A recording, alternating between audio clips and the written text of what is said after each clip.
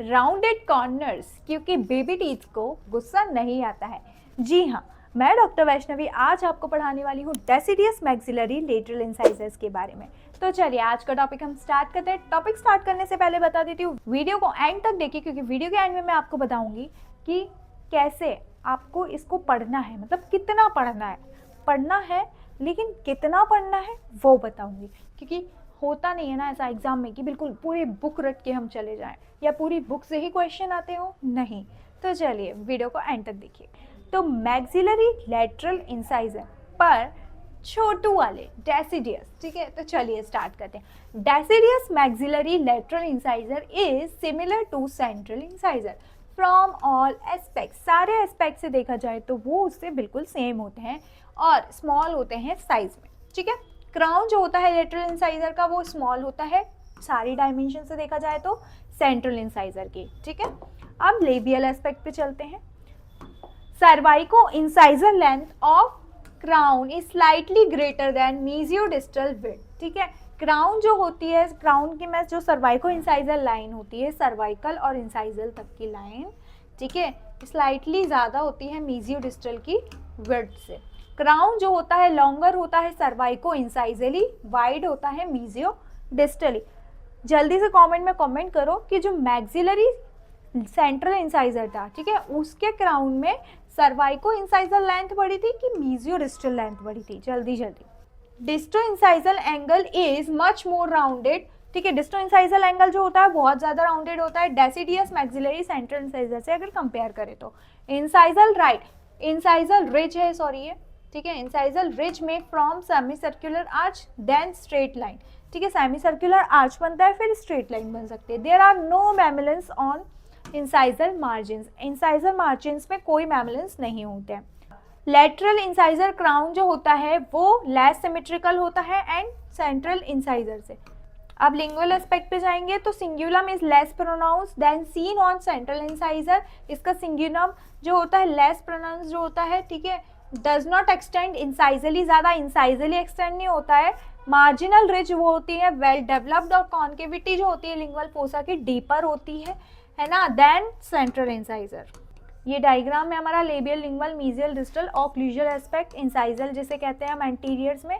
फिर आते हैं हमारे मीजियल एस्पेक्ट की बारी। तो मीजियल डिस्टल में क्या होता है, लेटरल इंसाइजर का जो क्राउन होता है वो सेम अपीयर होता है सेंट्रल इंसाइजर के, है ना, प्रॉक्सिमल एस्पेक्ट से। अब faciolingually crown look less bulky due to less pronounce cingulum and cervical enamel ridge, ठीक है। अब कंस्ट्रिक्शन कैसा होता है, नेक का tooth visibly more apparent from proximal view. अब इंसाइजल एस्पेक्ट की बात। इंसाइजल एस्पेक्ट का geometric shape, crown appear circular rather than diamond. Diamond की बात चल रही है, यानी कि याद रखना डायमंड से इंसाइजल, छोटे बच्चों के जो दांत होते हैं बिल्कुल डायमंड की तरह होते हैं, हीरे मोती की तरह, इसलिए वो कैसे दिखता है, इंसाइजली डायमंड दिखता है। ओके, इंसाइजल रिज जो होती है मोर कर्व्ड होती है। मीजियल सरफेस जो होता है टूथ का वो अपीयर होता है ब्रॉडर राउंडेड, है ना। लेबियल सरफेस जो होती है मोर कॉन्वेक्स होती है सेंट्रल इंसाइजर से। लिंगुअल सरफेस जो होती है टैपर्ड होती है सिंगुलम की तरफ। लिंगुअल फोसा डिस्टेंट होता है।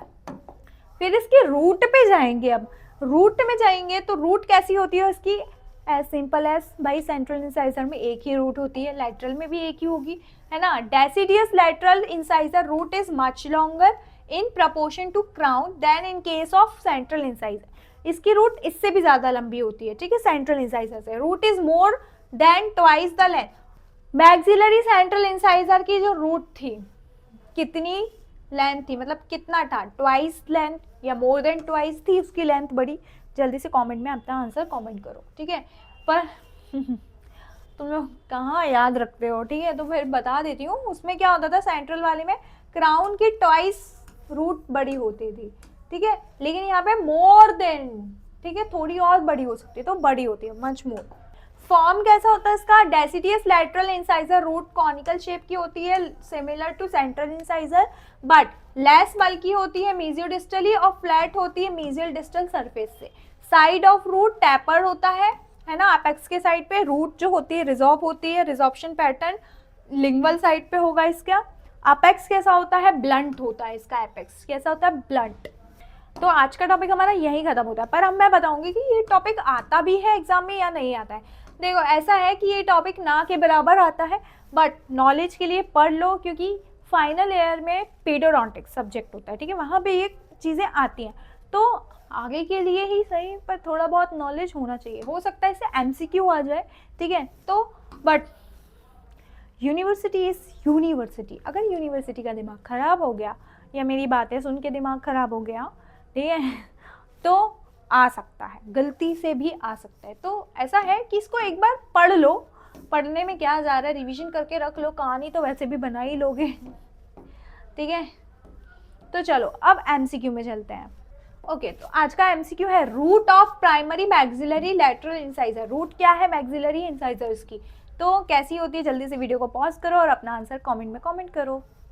तो इसका करेक्ट आंसर है लॉन्ग स्लैंडर कॉनिकल, ठीक है, लॉन्ग होती है, सिलेंड्रिकल होती है और कोन शेप की हो। तो आज का टॉपिक यहीं खत्म होता है, मिलते हैं नेक्स्ट वीडियो में जो कि होने वाला है इसके आगे के टॉपिक्स में।